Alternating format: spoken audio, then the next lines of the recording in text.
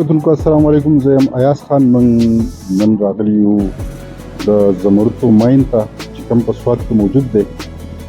دا ډېر لوی ماین دی او ډېر مشهور دی او دې کې ډېر کسان کار روزګار کوي. ګورو چې دوی څنګه کار کوي، په څه طریقه کوي. دا ما او تاسو چې کله کله زمرود وینو چې پته ولګي چې دا څنګه راوباسي او د دې طریقه کار څه دی. زموږ سره اوسئ، انشاءالله ستاسو به دا خپرونه ډېره زیاته خوښه شي.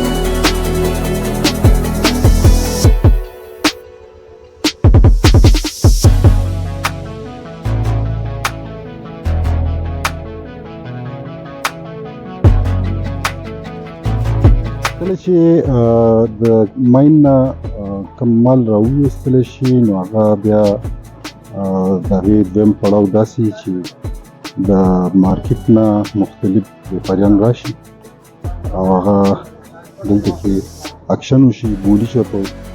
هغه بولی کې هغه مال واخیستی شي نو هغې نه پس بیا ځي مارکیټ ته. زموږ سره اوسئ، نور معلومات مو واخلئ.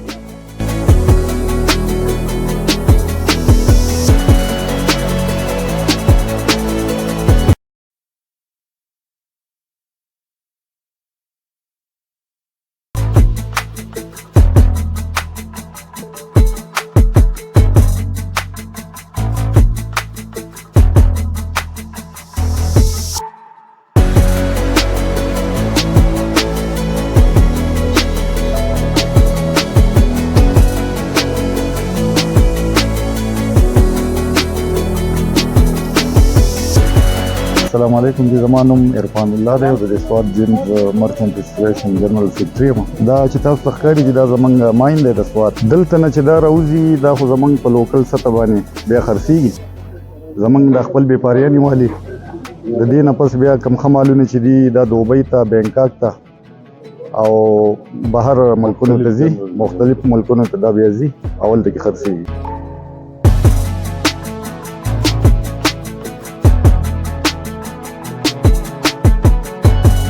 زما نوم شهریار دی د سوات اوسېدونکی یو او دلته په دې کان کې ماینینګ کوو زموږ سره لیبر دي او کار مار کوي او کله چې موږ سره وځي نو هغه مطلب دا دی بیا موږ بېپاریان انکال کړو او راشي او مطلب یې مالونه وګوري خپلې نظرې ورکړي د چا چې ښه نظري موږ هغو ته مال ور مالونو کې بیا ورایټیانې دي چې ښه مال د هغې جدا قیمت دي کمزوری د هغې کمزوری قیمت دي نو دغه ډفرنس راځي.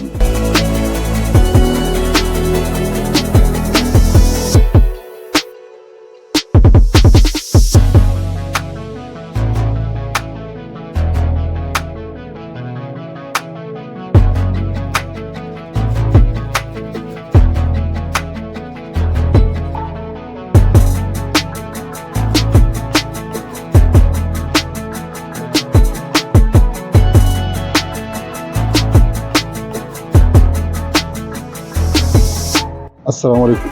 دا د سیند غاړه ده او یخ دی ما خو بلوز هم اچولی دی او جرسیان مې هم اچولی دی یخ ته وځي نه او مجبوري بد څیز دی زمدارونه لګیا دي د سوات سیند په یخو اوبو کې ځان له د خپلې مجبورۍ دپاره خپلو بچو دپاره کوشش کوي او لګیا دي خپل محنت کوي ښه خبره ده او اوس د دې نه پس په موږ ځو مین مارکیټ ته کله نه چې زمرود په ماین کې کار وشي د هغې نه څه ملبې راوځي هغه دې کسانو ته ورکړی شي دوی ځان له په هغې کې مزدوري کوي او څه چې دی چې کوم مال راوځي هغه بیا صفا کړی شي او ښکلی شي هغه بیا مارکیټ ته راشي نو زم سره اوسئ.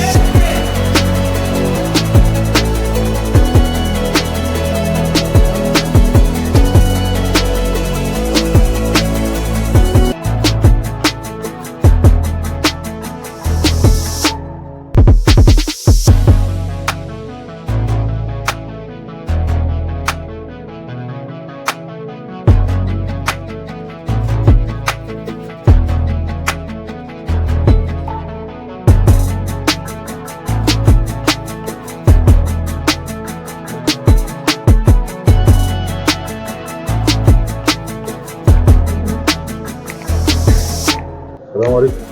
وعلیکم السلام. څونه وخت نه روزګار کوئ؟ یاره بهن مې کوه تراوتې وکړم دا چې د کان نه راکوشي که نه حاجي او دلته راشي نو بیا څه ایسته کوي تاسو یې صفاره صفا کوي خو بس لکه کباړي پکې سره خلک وایي کمزوري خلک چې لکه زموږ په شان دي نو موږ کباړي والو ځانونه ته صفا کوو برابروي سیټ کوي نو بس روزي د خدای پاک ورکوي پکې ښه نو په دې کې خو زموږ ټول مال چې دی انډیا ته ځي او بینکاک ته ځي په ټول دنیا کې دغه د سوات مال چلیږي او دا ګرین ډیمنډ دی خو واړه یې زموږ نه مال غټ نه دا په ګړو کې پټ کېږي دا په ګړو کې پټ کېږي په جواریاتو کې کټ کې دغه کېږي په دې کالو کې او په دې کې علاوه چې دی نو په دویانو کې هم لګي